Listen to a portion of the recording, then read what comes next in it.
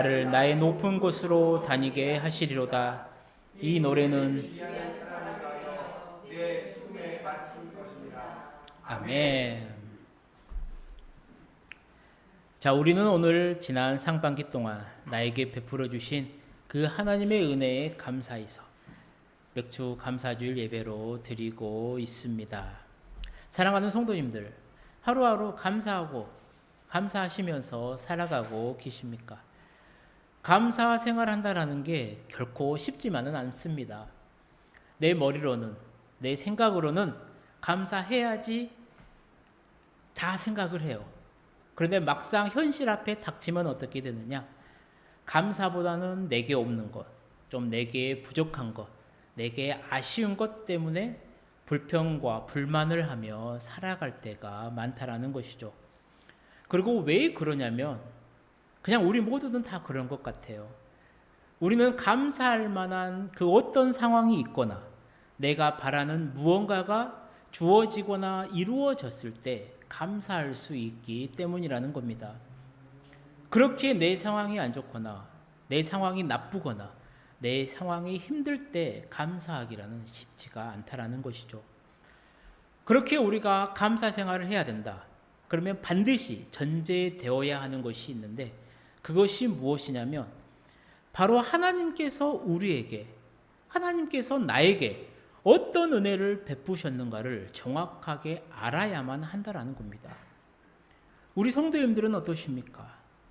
나에게 베풀어 주신 그 하나님의 은혜가 무엇인지를 정확하게 알고 계십니까? 그리고 그 은혜를 기억하면서 감사하고 계십니까? 저도 지난 한 주간 많이 생각해 보았습니다. 나에게 베풀어 주신 하나님의 은혜가 무엇일까? 정말로 하나님이 베풀어 주신 은혜가 너무나도 많더라고요. 너무나도 부족한 저를 지금까지 인도해 주시고 보호해 주신 은혜, 또 나에게 이 부족한 저에게 사랑한 이 가정을 주신 은혜, 그리고 그 무엇보다도 우리 심으로는 교회를 지금껏 돌보시고 지켜주시고 인도해 주신 은혜들, 정말로 너무나도 많은 베풀어 주신 은혜가 많이 있었는데 하나님께 그동안 감사하지 못했던 저의 모습들이 떠올라서 참 많이 회개했었습니다. 사랑하는 성도님들, 성경은 하나님의 백성은 끊임없이 감사를 해야 된다라고, 감사 생활을 해야 된다라고 말씀하고 있습니다. 그래서 성경에서 감사 구절에 대한 성경 구절을 찾을 때마다요, 우리는 한 가지의 특징을 발견하게 되는데 그것은 무엇이냐면요, 이미 하나님은 그들에게 감사의 조건을 주신 후라는 거예요. 이게 무슨 말이냐면 하나님은 이미 우리에게 그 은혜를 베풀어 주셨다라는 겁니다. 그리고 나서 우리에게 이렇게 말씀하시는 거예요. 야, 내가 너에게 이렇게 해 주었으니까 너희들이 나에게 감사하면 안 되겠니? 나에게 감사해 주지 않을래? 라고 말씀하신다라는 겁니다. 우리가 오늘 드리고 있는 이 맥주 감사 주일도 마찬가지예요. 맥주절이라는 무엇이냐면요, 처음 익은 열매를 하나님께 드리며 감사를 표하는 절기입니다. 우리 출애굽기 23장 16절 말씀을 함께 읽어보도록 하겠습니다. 맥주절을 지키라. 이는 내가 수고하여 밭에 뿌린 것의 첫 열매를 거둠이니라. 아멘.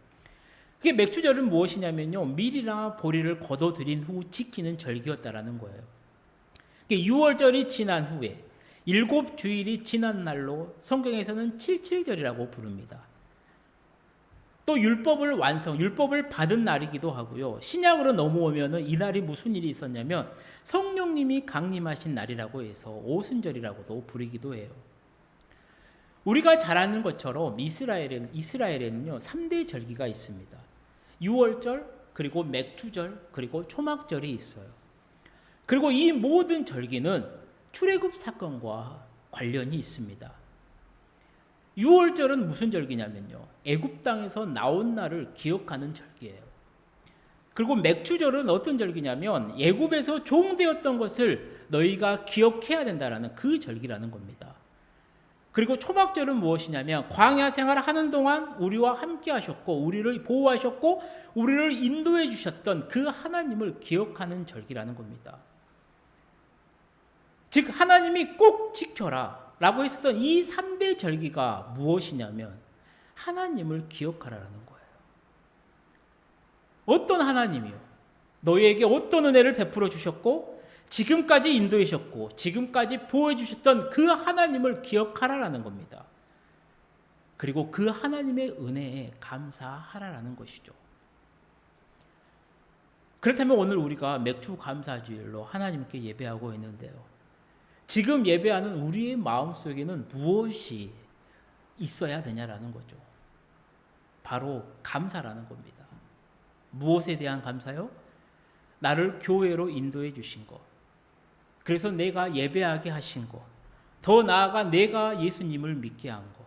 나를 택하여 주신 것. 그래서 내가 하나님의 구원을 받고 하나님의 자녀가 된 것. 이 모든 것에 감사한 마음으로 우리는 지금 하나님께 예배를 드려야 된다는 겁니다. 그래서 성경은 뭐라 하냐면요. 감사가 신앙의 본질이다라고 말을 해요.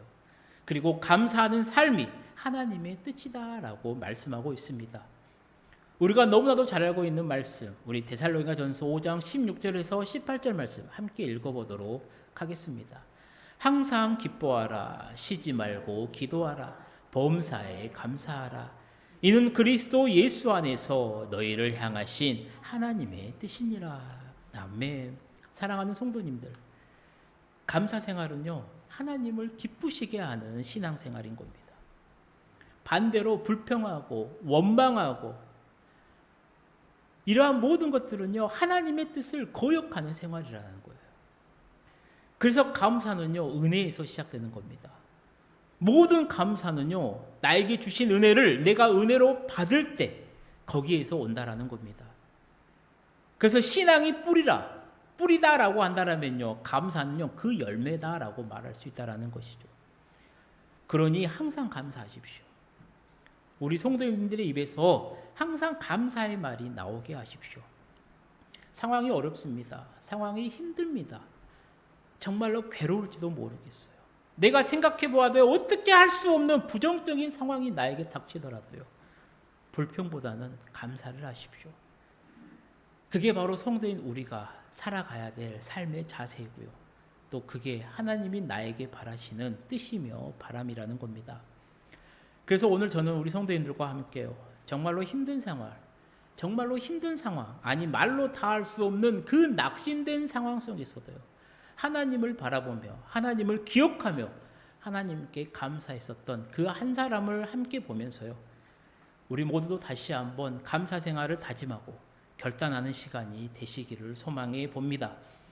어느 날 사단이요, 자신의 사업을 이제 그만두고자 합니다. 그래서 어떻게 하냐면 자신이 그동안 사용했었던 모든 연장들을요, 경매에 붙이기로 해요. 그래서 멋진 카페트 위에다가요, 그동안 자신이 인간들을 미혹했고 인간들을 망하게 했고 인간들을 넘어뜨렸고 좌절하게 타락시키게 때 사용했었던 그 모든 연장들을 다 진열해 놓습니다. 그리고 이제 경매에 붙여요. 그 가운데 은으로 만들어진 반짝반짝한 쇠기가 유난히 눈에 끌립니다. 우리가 흔히 사용하는 말 중에 야, 꼼짝 못하게 쇠기를 박았다라는 말을 써요. 이게 경기에 이기지 못하도록 쇠기를 박는 꼴입니다 라고 가끔씩 이 앵커들이 하는 말이 있어요. 이 쇠기가 뭐냐면요, 선사시대 때부터 금속이나 나무로 만들어서요, 바위를 깨거나 혹은 물건을 꼼짝하지 못하게 할 때 사용되는 도구였습니다. 그 쇠기를 보고요, 누군가가 물어요. 도대체 저것은 무엇이고 어디에 쓰는 것입니까? 사탄이요, 아주 자랑스럽게 대답을 합니다. 저 도구는 내가 가장 아끼는 도구입니다. 또 가장 많이 사용한 도구이기도 하고요. 저 쇠기의 이름은 절망의 쇠기입니다. 어떤 사람이 예수를 믿고요, 훌륭한 성도가 되면요, 그는 열심히 예수를 위해서 봉사를 합니다. 그때 내가 이 절망의 쇠기를 그의 마음에 박으면 이내 절망하고 낙심해서 아무 쓸모없는 사람이 되고 맙니다. 사탄의 이 말을 듣고 있던 사람이 물어요. 혹시 저 절망의 쇠기를 사용하고도 넘어지지 않는 사람은 없었습니까? 그러자 사탄이 머뭇머뭇거리면서 대답을 합니다. 그야 물론 있었죠. 그들은 매우 극소수이긴 하지만요, 내가 이 연장을 써도 절대로 넘어지지 않았습니다. 그들이 누구냐 하면 항상 마음속에 감사한 마음을 품고 있는 사람들이었습니다. 그들은 자기의 생명과 그 삶에 대해 모두 하나님의 은혜라고 생각했기 때문에요.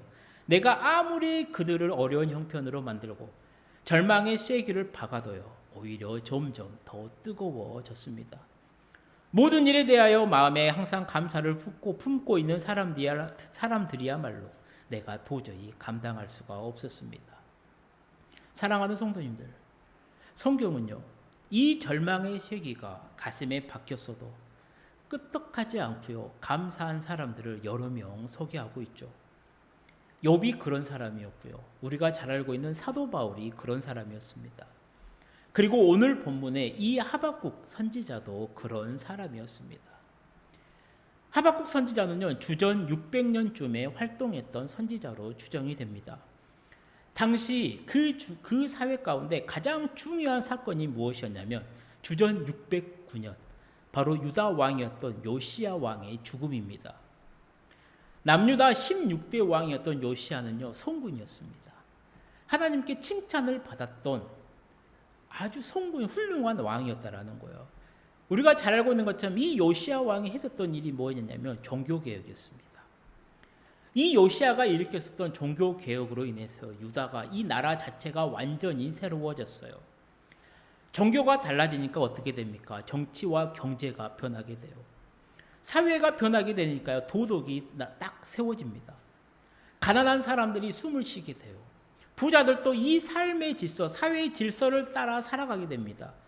그래서 자신이 가지고 있는 것을 나누어요. 나라 전체가 아주 평등하게 안정이 되어 갑니다. 즉, 이 유다 나라 안에 평안과 기쁨이 가득한 하나님의 나라, 하나님의 공의가 살아있는 나라가 되었다라는 거예요. 문제는 무엇이냐면 그렇게 훌륭했었던 이 요시야 왕이 죽음으로부터 시작되더라는 겁니다. 정권이 바뀌어요. 다시 유다가 흔들리기 시작합니다. 가장 먼저 종교가 부패하기 시작해요. 종교가 부패하니까 어떻게 되느냐? 정치, 경제도 따라서 부패합니다. 당연히 사회도 부패하기 시작해요. 사람들이 자기 중심적으로 변해요. 자기의 의만 주장합니다. 자신의 이익만 추구해요. 이제 막 다투기 시작한다는 거예요. 그러니 결국 의로운 사람, 가난한 사람, 힘없는 사람은요, 고통과 아픔만을 겪게 돼요. 반대로 악인들, 힘 있는 사람들, 권력 있는 사람들은요, 더욱더 득세하는 세상이 되어버리다라는 겁니다. 이런 모습을 하박국 선지자가 봐요. 하나님의 마음, 하나님의 생각, 하나님의 시선으로 바라보는 이 선지자의 눈에 그 세상이 얼마나 아팠겠냐라. 이 마음속에 울분이 터져 나와요. 그래서 하박국 선지자가 그 울분을 하나님께 표현하는 겁니다. 바로 그게 하박국서 1장의 내용이에요. 어떤 내용이냐면 바로 이런 내용이에요. 하나님, 이것이 하나님 백성다운 삶의 모습은 아니잖아요. 왜 악한 사람들이 득세하고, 왜 힘없는 사람들, 가난한 사람들, 과부들이 저렇게 억압받고 힘들어하는 세상을 그냥 하나님이 눈으로만 보고 계시냐라. 왜 하나님은 침묵하고 계십니까? 라고 하박국 선지자가 하나님께 울분을 토해내죠. 이런 하박국 선지자의 이 물음에요, 하나님이 응답을 해주십니다. 바로 그 내용이 하박국서 2장의 내용이에요. 하나님의 대답은 뭐였냐면 이 남유다를 바벨론을 통해서 멸망시키겠다라고 대답하신다라는 거예요. 하박국이 하나님의 뜻을 알아요. 그리고 또 깊은 묵상을 합니다. 하나님, 왜 유다보다도 더 악한 이 바벨론을 사용해서 이 유다를 멸망시키려고 하십니까? 이 묵상의 단계를 거쳐서 3장에 오게 되면요, 하박국 선지자가 어떻게 하냐면 하나님께 감사를 드려요. 그 기도 가운데 오늘 본문은요, 절정에 해당하는 말씀이라는 겁니다. 사랑하는 성도님들, 오늘 맥주감사주의를 맞아서요, 이 말씀, 오늘 본문을 통해 하나님이 우리에게 주시고자 하는 음성을 듣고자 합니다. 오늘 본문을 잘 읽어보면요, 지금 하박국 선지자에게는 한 가지 특징이 있어요. 무엇이냐면 절대로 감사할 수 있는 그 상황이 없다라는 거예요. 우리 본문 앞에 16절 말씀을 함께 읽어보도록 하겠습니다. 내가 들었으므로 내 창자가 흔들렸고 그 목소리로 말미암아 내 입술이 떨렸도다. 무리가 우리를 치러 올라오는 환난 날을 내가 기다림으로 썩이는 것이 내 뼈에 들어왔으며 내 몸은 내 초소에서 떨리는도다. 아멘. 그러니까 하박국이 들었다라는 거예요. 무엇을요? 하나님의 음성을 들었다라는 거예요.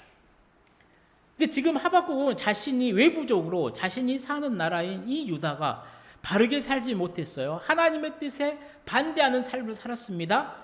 그래서 그 결과가 뭐냐면 이제 바벨론에 멸망당할 것을 이 하박국 선지자가 알고 있었어요. 그게 국가적으로 위기에 처했다라는 겁니다. 생각해 보십시오. 나라가 멸망하면 어떻게 될 것 같아요? 그 나라 백성들은 어떻게 될 것 같습니까? 이기면 다행이죠. 근데 지면요. 많은 젊은 남성들은요, 전쟁에 나가 죽을 될 겁니다. 또 다치거나 살아난다고 해도 어떻게 돼요? 포로로 끌려간다라는 거예요. 평생 종살이 할 것이 뻔해요. 하박국 선지자가 그걸 들었다니까요. 어떻게 하나님께 감사할 수 있겠어요? 그런데 그걸로 끝나는 게 아닙니다. 외부 상황으로는요, 바벨론이 침략할 것 같아요. 유다 나라 안에는요, 감사할 것이 있어요? 없었다라는 겁니다. 오늘 우리가 읽었던 본문 17절을 보게 되면요, 6가지 유다 나라가 없었다라고 해요. 함께 읽어보도록 하겠습니다.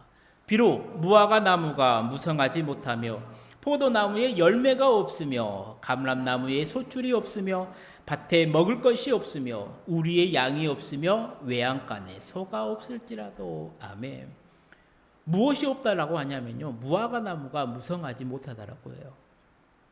포도나무에 열매가 없답니다. 감람나무에 소출이 없대요. 밭에는 소산 먹을 것이 하나도 없더래요. 우리에는 양이 없다랍니다. 외양간에는요, 소가 없더래요. 이게 오늘날의 상황으로 말하면 이렇게 표현할 수가 있죠. 사람들이 직장을 잃었다라는 거예요. 실직자가 되었다라는 거예요. 사업이 부도가 났습니다. 공장이 문을 닫아요. 그러다 보니까 많은 굶주린 사람들이 이제 밖으로 쏟아져 나오는 겁니다. 먹을 것이 하나도 없어요. 이 사람들이 뭐를 해요? 그냥 길거리에서 헐벗고 노숙을 한다라는 거예요. 구걸을 한다라는 겁니다. 그것과 똑같다라는 거예요. 또 자연적인 것은 어떻게 되냐면, 그래도 이제 우리 광주 전남 지역에 뭐 장맛비가 많이 와서 이제 괜찮잖아요.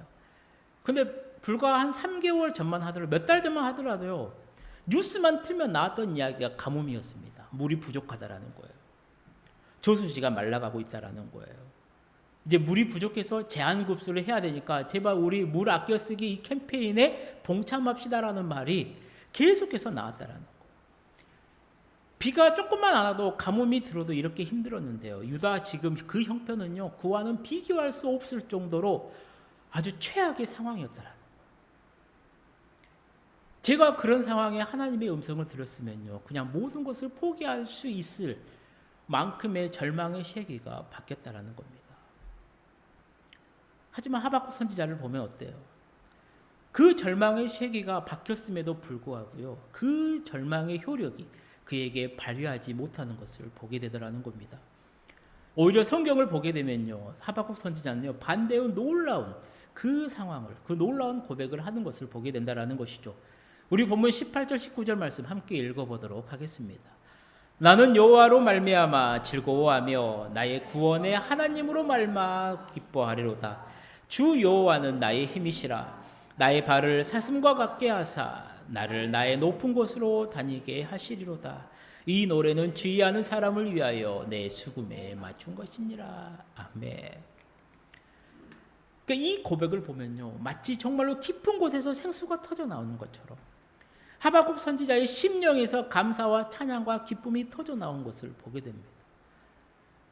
정말로 놀라운 감사의 표현이라는 거예요. 사랑하는 성도님들, 이렇게 성경 말씀을 보게 되면요, 감사할 상황이, 그 환경이 아님에도 불구하고요, 감사했던 사람들이 나옵니다. 대표적으로 구약에서는 욥이죠. 그리고 신약에서는 바울을 들 수가 있어요. 그리고 그들이 했었던 감사를 연구해 보면 어떠냐면, 감사했었던 그들의 삶의 배후에는요, 하나님의 축복이 뒤따랐음을 우리는 알 수가 있다라는 겁니다. 오늘 하박국 선지자도 마찬가지예요. 그 절망적인 상황 가운데서도 감사를 표했더니 놀라운 축복이 그에게 임한 것을 우리는 보게 됩니다. 첫 번째는 무엇입니까? 감사 생활을 했더니요, 그가 행복을 누릴 수가 있더라는 것이죠. 우리 18절 말씀 함께 읽어보도록 하겠습니다. 나는 여호와로 말미암아 즐거워하며 나의 구원의 하나님으로 말미암아 기뻐하리로다. 아멘.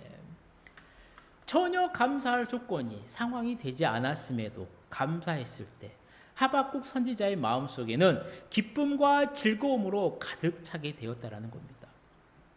사랑하는 성도님들, 우리가 정말로 제대로 알아야 되는 것이 무엇이냐면 기쁨이 어디서 오냐라는 거예요. 행복이 어디서 오냐라는 거예요. 많은 사람들이 기쁨과 행복이 어디서 오냐면 소유에서 온다라고 생각을 해요. 그런데 절대로 그것이 아닙니다.